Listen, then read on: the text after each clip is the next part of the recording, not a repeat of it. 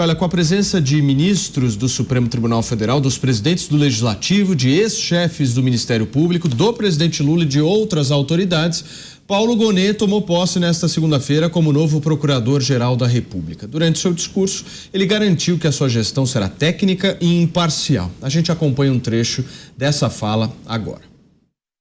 No nosso agir técnico, não buscamos palco nem holofote, mas com destemor, havemos de ser fiéis e completos ao que nos delega o Constituinte e nos outorga o legislador democrático. Devemos ser inabaláveis diante dos ataques dos interesses contrariados e constantes diante da efervescência das opiniões ligeiras. Devemos, sobretudo, ter a audácia de sermos bons e justos e corretos. Para você que sintonizou agora na programação da Jovem Pan, são 7h36. A gente está começando a repercussão da posse de Paulo Gonet à frente da Procuradoria-Geral da República. E olha, ele também disse, gente, que liberdade de expressão não é plena. E ele falou que o Ministério Público vai sim preservar direitos fundamentais e sociais das liberdades públicas e também da democracia. A nós do Ministério Público, espera-se que atuemos firmemente na cobrança dessas responsabilidades, na investigação dos fatos que importem falta a esses compromissos, em busca de punição e reparação justas. Daí o nosso dever indeclinável de combater a corrupção, as organizações criminosas, os atos que perturbam a indispensável segurança na vida das relações. Daí a nossa pertinaz e radical oposição aos que se dedicam a destruir os projetos vitais de convivência pacífica e democrática. Paulo Gonet vai cuidar de temas bem sensíveis, como, por exemplo, as apurações contra ou envolvendo Jair Bolsonaro, como a delação de Mauro Cid, os atos de 8 de janeiro, além de ter de lidar com o rescaldo de algumas tensões entre o Ministério Público Federal e o Supremo Tribunal Federal. Coloca o nosso time na tela para a gente repercutir um pouco dessa posse que mobilizou Brasília. E o presidente Lula, o Zé Maria Trindade, disse hoje claramente que o novo Ministério Público, sob a gestão de Paulo Gonet, não pode fazer o que fez a Lava Jato. O que ele quer dizer com isso? Ele não citou a Lava Jato, mas todo mundo entendeu que era a Lava Jato. Ô Paulo, eu aprendi com o Orlando Brito, um grande fotógrafo que foi-se recentemente, né, morreu. Ele dizia: Zé Maria, a foto fala. E aquela foto da posse do Gonet me mostra exatamente o poder da política sobre o poder jurídico, né? Sobre o mundo jurídico. É a foto que determina que a política venceu a Lava Jato. E mandou a mensagem: olha, quem for contra os políticos poderosos vai se dar mal. É preciso pensar 2 vezes antes de inventar uma nova Lava Jato. Esta é a mensagem subliminar que passa essa posse, que passa essa fotografia geral. Lula, não é comum que o presidente da República fale na posse do Procurador-Geral da República. Ele fez um discurso de improviso, ele não leu, de improviso, que fez um alerta. Olha, você tem que ser assim, assim, assim, assim, assado, né? E falando diretamente ali para pessoas que trabalharam na Lava Jato, né, o pessoal do Ministério Público. Inclusive a Bia Kicis estava lá porque é amiga do Paulo Gonet, do procurador. Ela é, a origem dela é Ministério Público, né? Deputada Bia Kicis, daqui do Distrito Federal. Mas então é a concretização de que a política venceu o mundo jurídico e calou o Ministério Público. Vamos ver como isso vai se dar. O Paulo Gonet, escolheu uma equipe assim no mesmo perfil dele, um pessoal que não gosta muito de palco, que é mais técnico. Ele tem toda uma fama de ser técnico. Então é assim, um presidente ditar ao Ministério Público Federal o que deve fazer é meio estranho. Agora, Alan, como é que ele vai conseguir fugir de assuntos tão polêmicos assim, se pautar de uma forma técnica com esses assuntos que são realmente espinhosos para qualquer procurador-geral da República? Pois é, muito difícil. Ele diz ali que a liberdade de expressão, ela não é plena, ela precisa de alguma regulação. Agora, o que me preocupa no Brasil é que essa liberdade de expressão, nos últimos tempos, ela foi atacada. E aí a gente não está falando de ofensa. muitas vezes levantar um fato, a menção a um fato, aquilo foi censura, né? Na prática, aquilo foi censura. Você não poderia, por exemplo, mencionar durante a campanha eleitoral que o presidente Lula tinha sido condenado por corrupção em 3 instâncias, etc. e tal. Quer dizer, você não podia mencionar um fato, você não está adjetivando o presidente, você está mencionando um fato que ocorreu. Assim como você não podia dizer da relação dele com Nicolás Maduro, de novo, ou Daniel Ortega, um fato.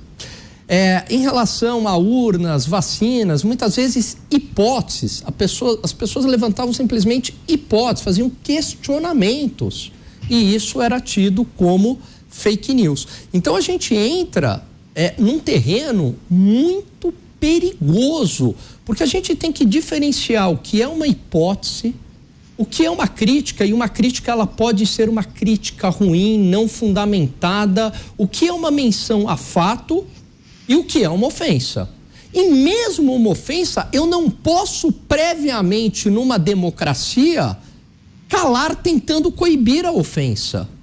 Eu posso, uma vez que a ofensa ocorreu e a pessoa se sentiu ofendida, caluniada, difamada, ela recorre à justiça. E já existem os aparatos jurídicos para isso, por calúnia e difamação.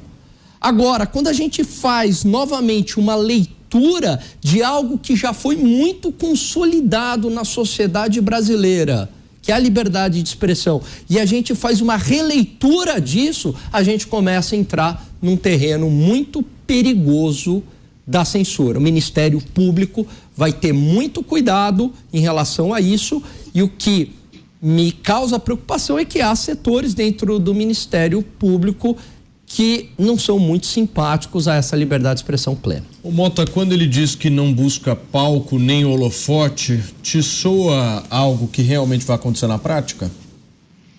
Eu acho pouco provável pelo fato que o Zé Maria já descreveu logo no comentário dele, né?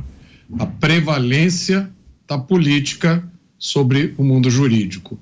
Eu acho que não existe em nenhuma república democrática uma camada superior do judiciário que seja imune à política. Isso não existe, né? Porque a maioria desses ministros, juízes de Suprema Corte, no mundo inteiro, são todos indicados políticos. É inconcebível que uma pessoa seja nomeada para a corte maior do país dela e aí esqueça todo o passado dela, esqueça as ideias e convicções e comece uma vida nova. Isso não existe, basta olhar a Suprema Corte Americana para ver. Agora, eu vejo com muita preocupação esse aspecto que o Alain mencionou. A gente ouviu, acho que a frase foi de que a liberdade de expressão não é plena e pode ser modulada de acordo com as circunstâncias. Eu acho que há formas muito melhores de se falar sobre liberdade de expressão. Para mim, a liberdade de expressão é um direito fundamental. Os limites a essa liberdade devem ser os mínimos possíveis.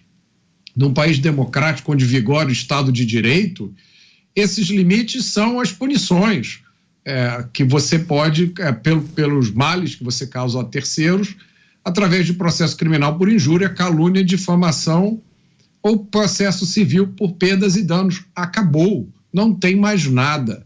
Modular a liberdade de expressão de acordo com as circunstâncias, para mim, é uma proposição que pode ser usada, por exemplo, para coibir uma expressão que desagrade ao Estado. Olha, o Estado não gostou disso que você está falando. Então deixa a gente modular um pouquinho essa sua expressão. E aí a gente acaba num negócio que o Brasil já conheceu e que tinha repudiado, chamado censura. Agora, Zé, o Paulo Gonet fez um gesto importante, inclusive para essa área do Ministério Público que é mais ligada à antiga Operação Lava Jato. Ele escolheu agora o subprocurador Alexandre Espinosa para ocupar o cargo de vice-procurador eleitoral, um posto que era ocupado pelo próprio Paulo Gonet nesse momento. E o Espinosa, o escolhido para esse posto, já atuou tanto na Operação Lava Jato quanto também no Mensalão. Você acha que isso é um gesto político? É sim, olha, o Ministério Público, nesses moldes aí, é recente, né? O Gonet, eu acho que é o 9º ou 10º Procurador-Geral da República, né? Depois do Constituinte, de 88. O Ministério Público ficou de forma tão especial que ficou estranho. Parece um quarto poder.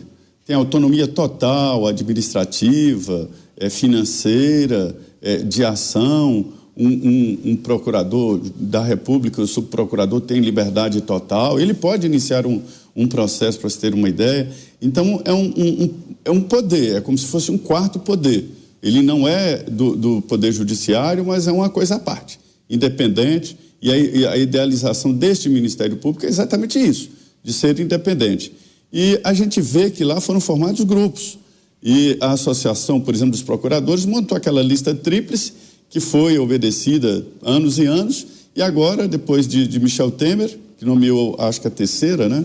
E depois o ex-presidente Jair Bolsonaro, que tirou nome fora da lista tríplice, e agora Lula também despreza a lista tríplice e vem com um nome diferente para o Procuradoria-Geral da República. Quando se chega num poder como a Procuradoria-Geral da República, tem que distribuir poder, né, sob pena de ficar sendo queimado de um lado ou de outro. Todo mundo quer realmente espaço. Paulo, é tão estranho que um procurador foi ao Supremo Tribunal Federal por um direito a uma vaga na garagem da Procuradoria-Geral da República. Então, meu amigo, onde há poder, há disputa, né? Então tem que dividir, distribuir. Inclusive, gente, o próprio presidente Lula discursou nessa cerimônia e cobrou Paulo Gonet para que ele seja sempre sincero e honesto. Dá uma olhada. Da minha parte, eu quero te dizer publicamente, nunca lhe pedirei um favor pessoal. Nunca exercerei sobre o Ministério Público qualquer pressão pessoal para que alguma coisa não seja investigada. A única coisa que eu te peço, não faça o Ministério Público se diminuir diante da expectativa de 200 milhões de brasileiros que acreditam nessa instituição. Seja o mais sincero possível, o mais honesto possível, o mais duro possível, mas ao mesmo tempo o mais justo possível com a sociedade brasileira. O Zé falou o que tinha que falar? Foi um pouco mais, né? Em primeiro lugar, eu achei estranho e perigoso o presidente da República fazer um discurso de improviso num local assim tão, vamos dizer assim, tão diferente, né? E lá estavam os presidentes da Câmara, Senado, ministros do Supremo Tribunal Federal, né? Foi um ambiente bem fechado mesmo e muito bem seleto. E ele fez um discurso de improviso, a possibilidade de erros, uma palavra ali é muito alta. E o presidente falar que não pedirei uma ajuda pessoal, um favor pessoal, isso, como se isso pudesse, isso é crime, né? O servidor público só deve fazer algo em virtude da lei.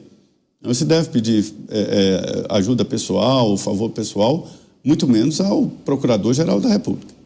Alan.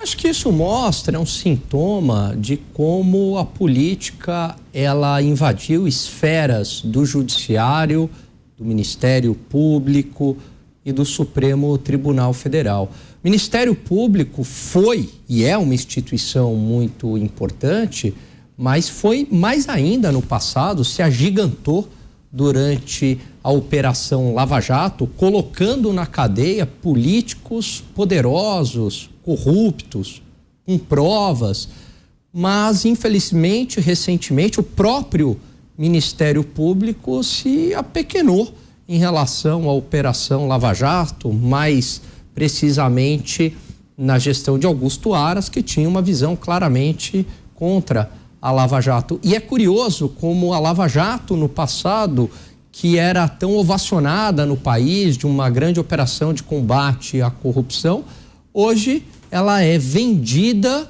como uma perseguição política. Parece que todas aquelas pessoas, todos aqueles poderosos foram presos inocentemente.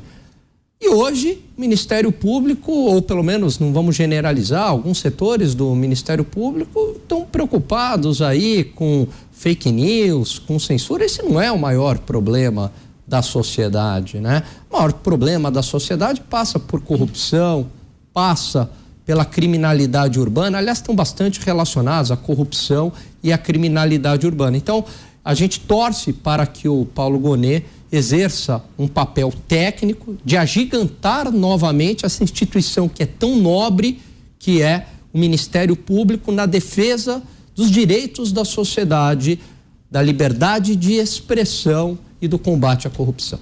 E olha, gente, o presidente Lula também pediu que Paulo Gonet não submeta à pressão de outros poderes e também da imprensa.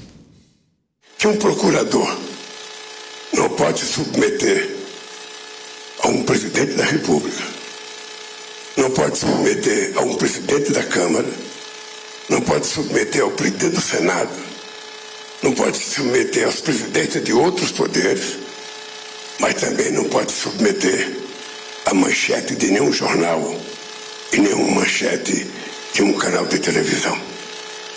A única coisa que eu peço a você, em nome do que você representará daqui para frente na história desse país, é que você só tenha uma preocupação: fazer com que a verdade, e somente a verdade, prevaleça acima de qualquer outro interesse.